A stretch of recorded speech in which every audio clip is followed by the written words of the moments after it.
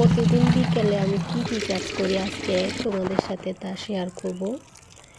আসসালামু আলাইকুম, সবাই কেমন আছেন? দেখেন, আমি প্রতিদিন বিকেলে আমার গাছে পানি দিই।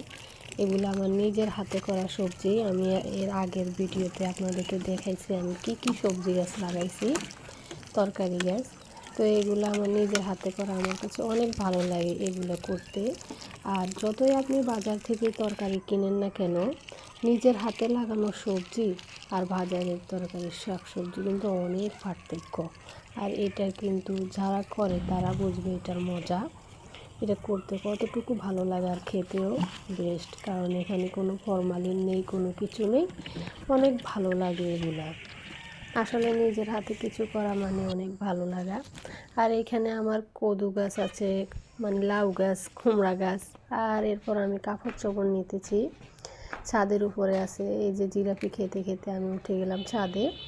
এখন আমি এগুলো নিয়ে যাব, কাপড় চোপড়। আর এইগুলা ছাদের উপরে কি রোদ্রে দিছি, কেউ যদি দেখে চিনতে পারেন অবশ্যই কমেন্ট বক্সে বলে যাবেন। আর এখান থেকে দেখা যাচ্ছে আমি যে এতক্ষণ তরকারি পানি দিলাম আমার গাছে ওইগুলা।